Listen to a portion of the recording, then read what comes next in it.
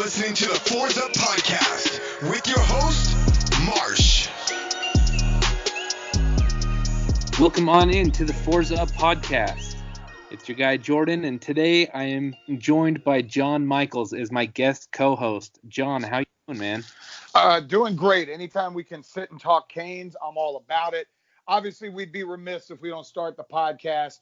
Prayers to Marsh and his family. I know a lot of you guys follow him on social media.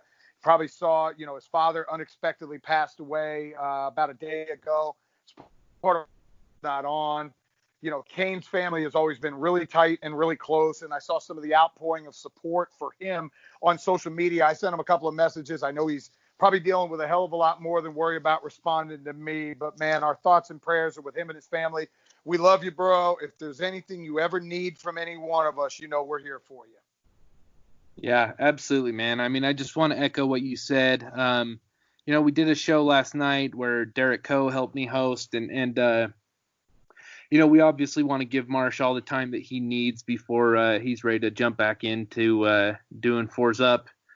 But we're lucky that we have some good guys around Canes family that are willing to fill in for him and help us still put out good content, and we're just hoping for the best, I guess. So, anyways, tonight we got a really good show, man. We got Dan Sileo, member of the 1986 Canes, coming on tonight, and I'm gonna go ahead and dial him up. Are you ready for that? Let's go. Sileo's one of my favorite guys to talk to. I've got stories of hanging out with him down in New Orleans for Super Bowl Radio Row back when he was with 560 QAM. He's a good dude. He's got great energy all the time. So very excited to talk about Dan, try to get him to get some of the stories from the 86 team and beyond. So I can't wait to talk to Dan here in just a moment. Cool, man. I'll dial him up now. All right. Dan, you there? Yeah, right there, man. What's up, man? So welcome into the podcast, Dan Sileo, member of the 1986 Miami Hurricanes team, arguably one of the most talented teams, in my opinion, are right up there with the 01 team. So Dan, you're on with John Michaels. He said you guys have spoken before. Absolutely. Oh yeah. Dan, what's going on, my friend? How you doing? Oh, good, man. You work with my boy Craig Larson and all them. All good, man.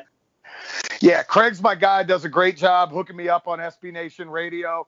We actually hung out, and you may remember this, you may not, New Orleans Super Bowl Radio Row, back when you were with QAM. I think we ended up at an establishment that we will not name, and there were some former Canes that were there as well, and a lot of $1 bills, if I remember correctly. All I know is this. That's a very good man who understands as a media person, when you're in the locker room, it stays in the locker room. And in sports talk radio, that's our locker room. So very good, John. I'm in. So Dan, I want to start with this. And you talk about being in the locker room and sports talk radio. I've been in the radio business 16 years. You've been in a long time and had a ton of success in this. How much pleasure does it give you as a Cane, a former Cane, one of the guys that was in the trenches, when you hear and you see how our program is still remembered for all the great stuff that you guys did? We did a podcast, all of us, with Luther Campbell about a month ago. We all got together, Reggie Wayne, Frank Gore, myself, Warren Sapp, and it was really great to hear the guys who came after Jerome and myself and Alonzo and Stubbs and Michael Irvin, that these guys were able to carry on a tradition. And what I loved about it was that they understood what we had laid down. And I really took great pride in listening to those guys talking about, hey, I went to Miami because of what you guys did.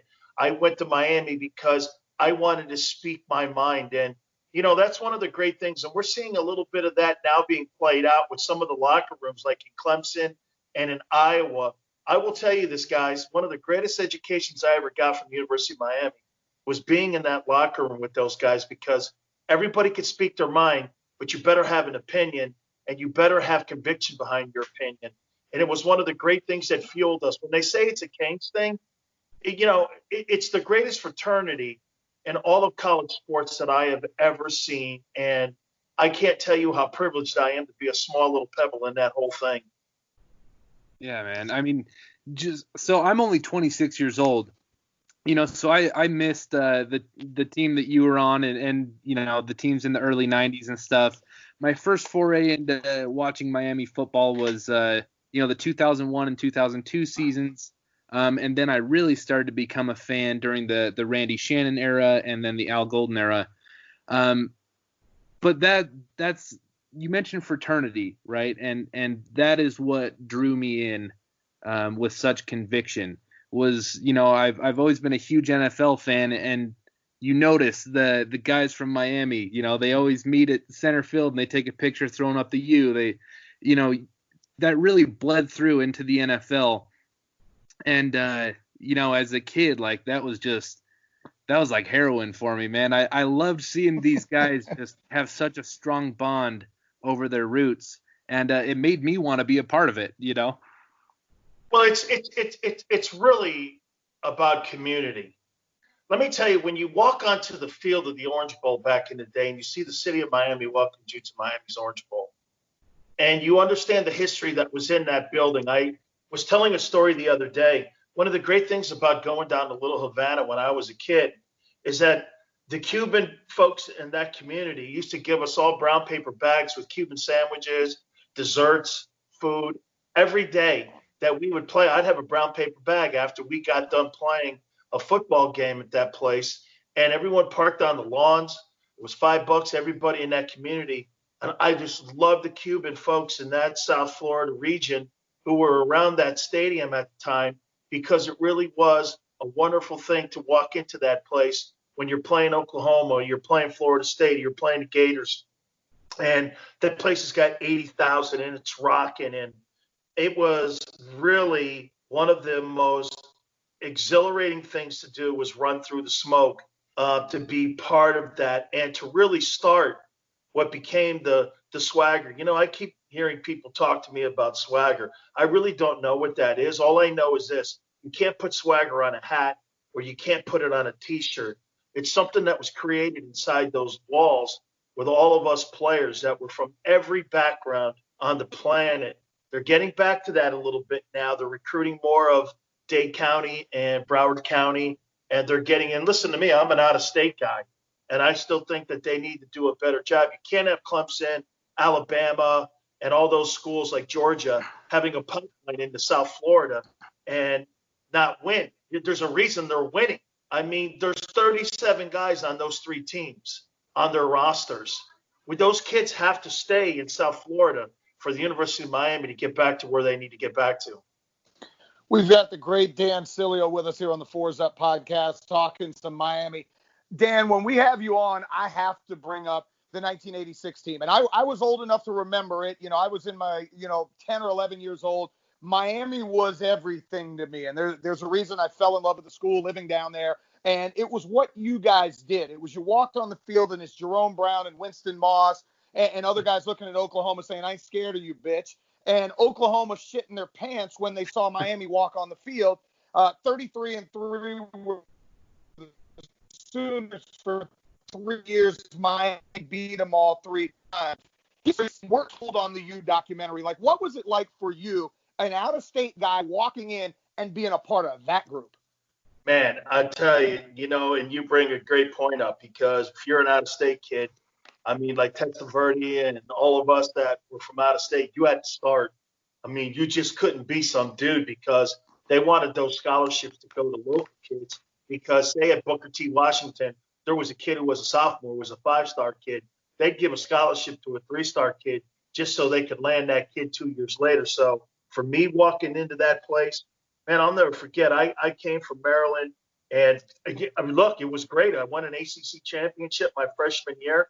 I was a backup as an 18-year-old on Boomer Esiason's 83 team that won the ACC. But I'll tell you what, 9 wins, that's not something I was looking for. And when I got to Miami, man, it was just a different world. Everything mattered. It was all about winning, and it was all about being accountable. And then when you stepped on the field, I got to tell you, man, when Jerome Brown and I were stepping on the field, you saw fear in people's faces. I mean, it was legitimate.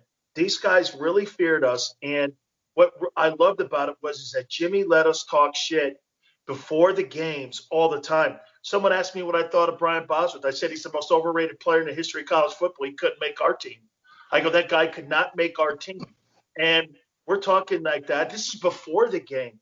And Jimmy would come up to me, he goes, why are you doing that? I go, because, Coach, you know why? You'll find weakness. Sammy Smith, I said the guy would fumble 3 times in a game because I don't think he has the courage to go through our defensive line. Sure enough, he put the ball on the carpet 3 times and we crushed him. I mean, we really backed up. I mean, I posted an article on my Twitter page. It says, Sileo backed his big mouth up versus Oklahoma. Man, I talked so much shit before those guys. And you know what we were really fans of? Was that during that time, Angelo Dundee would come over to our practice fields, and he would bring Muhammad Ali with him, or he would bring Sugar Ray Leonard over because Jimmy loved boxers, or he'd bring Roberto Duran or the Beast Mugabe.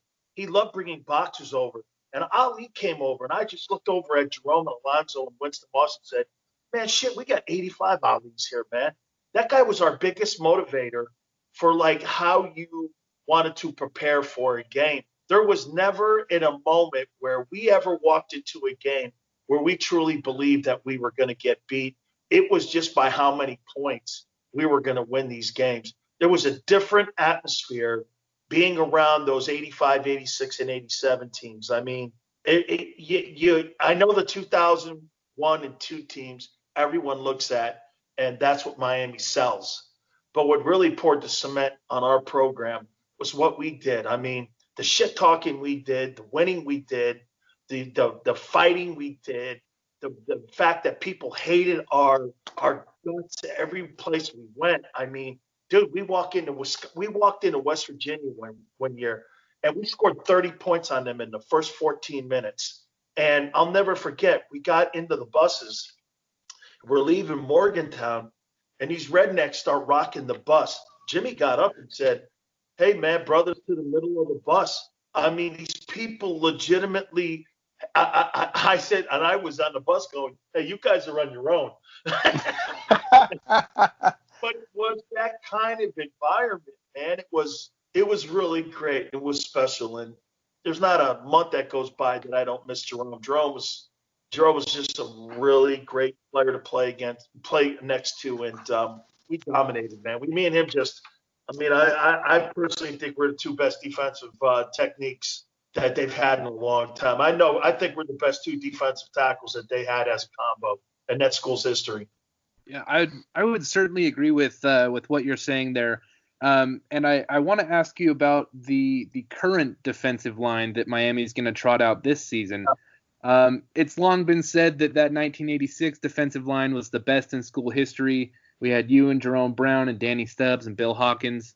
What do you think about Hey, don't forget the backups and Cortez and Russell Maryland and Greg Mark and Willis Pegues and Jimmy Jones. And, I mean, there wasn't a guy that was on that defensive group that didn't play in the National Football League or who wasn't drafted in the top 3 rounds. I mean, the whole backup. I mean, we had a guy was a backup that turned out to be the number 1 overall pick in the NFL draft as a defensive tackle.